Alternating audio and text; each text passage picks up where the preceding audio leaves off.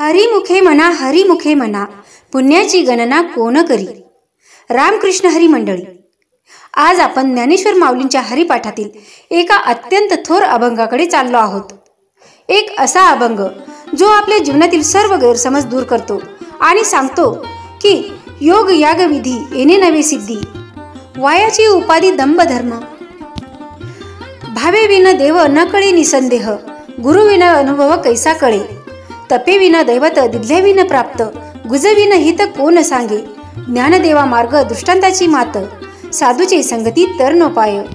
म्हणजेच माऊली सांगतात की आध्यात्मिकतेचा सार, ईश्वर प्राप्तीचा खऱ्या अर्थानं ध्येय हे मोठमोठ्या साधना, विधी, हवन, यज्ञ, योग, तपश्चर्या यात नाही, तर आहे निज भक्तीत, हरिनामाच्या सरळ, निर्मळ आणि भावपूर्ण जपात। आजच्या या व्हिडिओमध्ये आपण जाणून घेणार आहोत ज्ञानेश्वर माऊलींनी ही ओळ का उच्चारली, योग आणि याग यांच्यातील मर्यादा काय आहेत, भक्तिभाव सिद्धीपेक्षा कसा श्रेष्ठ आहे आणि माऊली या अभंगातून आपल्याला कोणता जीवन मार्ग दाखवतात। म्हणून मित्रांनो, हा व्हिडिओ शेवटपर्यंत नक्की बघा, कारण हा अभंग तुमचं मन आणि तुमची भक्ती दोन्ही उंचावून नेईल। चला तर या व्हिडिओला सुरुवात करूया।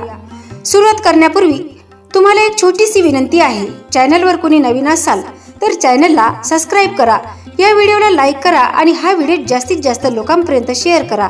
आणि हो, ही माहिती तुम्हाला कशी वाटली तर कमेंटमध्ये सांगायला विसरू नका। सज्जन हो, देवाची प्राप्ती होणे सोपे नव्हे असा आग्रह करून घेण्याची काही कारण नाही। तुम्ही तुमच्याकडची दांभिकता सोडून आर्त भक्तिभावाने तळमळीने हाक मारा, मग पाहतो श्रीहरी कसा तुमच्याकडे स्मित हास्य करत पाहत होते।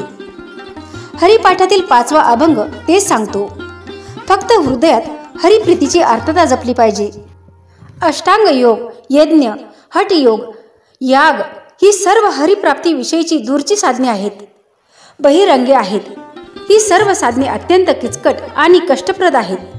ते तंतोतंत पद्धतीने सिद्ध झाले नाही तर काहीच लाभ होत नाही, पण चुकल्यास मात्र खूप त्रास संभवतो। याने हरीची प्राप्ती होणे अवघड आहे, कारण हे यज्ञ, याग, योग याचे अनुष्ठान करणाऱ्यांना मी मोठा योगी आहे, माझी सर्वत्र ख्याती व्हावी अशी इच्छा उत्पन्न होते व ती पूर्ण व्हावी म्हणून तो यज्ञ, योग करतो। त्यामुळे खरा धर्म न होता दांभिक धर्म होतो, म्हणजे मी हे करतोय असा देखावा फक्त होतो।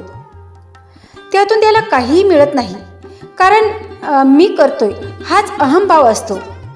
यापासून काहींना सकाम कामनाची पूर्तता तसेच सिद्धींचा लाभ होतो, पण यामुळे श्रीहरी प्राप्ती निश्चित होत नाही। उलट या सिद्धी प्राप्त झाल्या की अहंकार आणखी वाढण्याची शक्यता असते आणि या लौकिक सिद्धींचा स्वीकार केल्याने साधकाच्या ठिकाणी स्वार्थ, भोगाची तीव्र इच्छा, दंभ, गर्व आणि कीर्तीची हाव उत्तरोत्तर वाढतच जाते। अशी माणसे शीघ्रकोपी व क्रूर बनतात। टिळा टोपी उंच दावी, जगी मी मोठा गोसावी, अवघा वरपांगी सारा, पोटी विषयांना थारा, मुद्रा लावी तो कोरुनी, मान व्हावयास जनी, तुका म्हणे ऐसे किती, नरका गेले पुढे जाती। याचाच अर्थ अंतकरणातून उसळणारी अकृत्रिम निष्काम भक्ती असेल तरच श्रीहरी प्रसन्न होईल, अन्यथा सगळी दांभिकताच। भाव असल्याशिवाय साधकास देव कधीच निसंदेह कळणार नाही, म्हणजे देव सद्गुरू यांच्यावर दृढ विश्वास असल्याशिवाय देवाचे ज्ञान होणार नाही, कारण देवाच्या स्वरूपाचा जो अनुभव होतो तो सद्गुरूंच्या मार्गदर्शना वाचून केवळ अशक्य आहे। डिगभर पोथ्या उलथसी पाने, परी गुरुगम्य खुने नेनीची बाप्पा असे रामदास स्वामी सांगतात। त्यामुळे सद्गुरू जे सांगतात त्यावर ठाम विश्वास ठेवून त्याप्रमाणे आचरण ठेवले तरच देवाचा अनुभव मिळेल। तप केले तरच देव प्रसन्न होईल, दिले तरच मिळणार। तुम्ही किती तन्मयतेने त्याला आठवताय तेव्हाच अनुभव येणार आहे। समजा अगदी असामान्य श्रेष्ठ सद्गुरू तुम्हाला लाभले, पण नंतर तुम्ही साधनाच केली नाही तर प्रगती होईल का? त्या सद्गुरूंचे श्रेष्ठत्व आहे म्हणून तुम्हाला हरिप्राप्ती होणार नाही, तर त्यांच्या आशीर्वादाने तुम्ही करत असलेल्या साधनेतील प्रयत्नांना यश मिळेल। पण प्रयत्न तर आपल्यालाच करावे लागणार हे निश्चितच। सद्गुरूंच्या मार्गदर्शनाखाली त्याप्रमाणे कटाक्षाने आपली जीवनशैली बदलली तरच जीवनातील बदल हळूहळू घडेल आणि अधिक प्रगती झाली की श्रीहरी प्राप्ती होईल। दैनंदिन जीवनात परीक्षेत पेपरमध्ये 4च प्रश्न सोडवले तर पैकीच्या पैकी मार्क्स कसे मिळतील? नाही ना, ते तेव्हाच मिळतील जेव्हा पूर्ण सगळे प्रश्न सोडवाल. नुसते सोडून उपयोगी नाही, बरोबरही आले पाहिजेत. मग बरोबर येण्यासाठी काय केले पाहिजे? तर भरपूर अभ्यास, रिव्हिजन केली पाहिजे. ती व्यवस्थित झाली तरच परीक्षेत आठवणार आणि आपण लिहिणार आहे. असाच अभ्यास नामाचे रिव्हिजन करण्यानेच देवाची प्राप्ती होणार आहे. आता ही नामाचे रिव्हिजन करताना मनापासून भावाने केली पाहिजे तरच छान रिझल्ट दिसतील. कारण नुसती अपेक्षित संच किंवा गाईडमधून घोकमपट्टी केली तर उत्तर आहे तसेच उतरवले जाईल. पण प्रश्न समजून घेऊन उत्तर लिहिले तर पैकीच्या पैकी मार्क मिळतील. म्हणून पूर्ण धडा तुम्हाला समजायला हवा. हे परीक्षेच्या ध्यानी येईल. अपेक्षित संचातील बरोबर उत्तर उतरवले तरीही पैकीच्या पैकी मार्क्स कदाचित मिळतील. पण वर्गात तपासलेले पेपर देताना आपल्या उत्कृष्ट उत्तरांचा सर्वांसमोर सर उल्लेख करायला विसरत नाहीत. हा मोठाच फायदा असतो.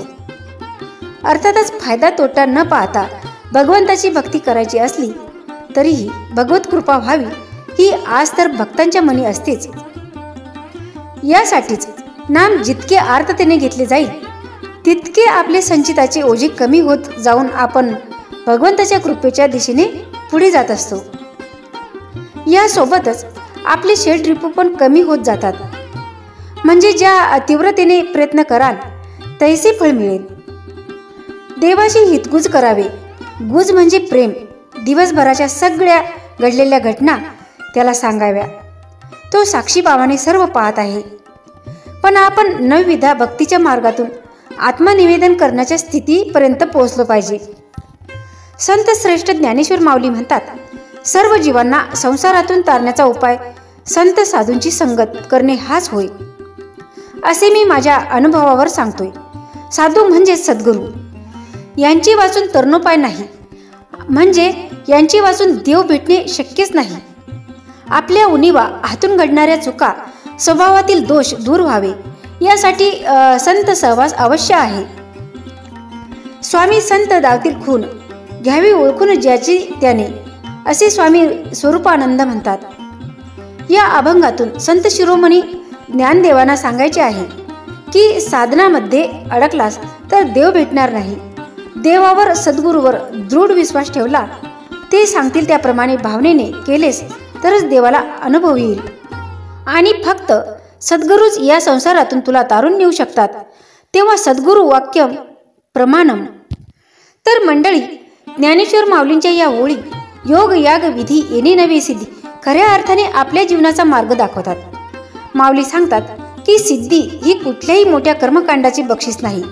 ती आहे स्वच्छ मनाने केलेल्या हरिनामाची फलश्रुती. मन निर्मळ असेल, भाव प्रामाणिक असेल तर भगवान आपोआप हृदयात उतरतात. तेव्हा सिद्धी शोधून येत नाही तर स्वतःच आपल्याकडे धावत येते. म्हणून या अभंगाचा तुमच्या आयुष्यात एकच संदेश आहे, कर्मकांडावर नव्हे भावनेवर विश्वास ठेवा. विधीपेक्षा भक्ती श्रेष्ठ आहे आणि सिद्धीपेक्षा नामस्मरण मोठा आहे. जर तुम्हाला हा आध्यात्मिक प्रवास आवडला असेल तर व्हिडिओला लाईक करा, शेअर करा आणि चॅनलवर नवीन असाल तर चॅनलला सबस्क्राईब करायला विसरू नका. आणि कमेंटमध्ये लिहा जय श्री ज्ञानेश्वर माऊली. पुढच्या व्हिडिओमध्ये पुन्हा भेटूया भक्तांनो. तोपर्यंत हरिनामाचं पावन स्पंदन आपल्या हृदयात अखंड निनादत राहू. जय हरी. रामकृष्ण हरी माऊली.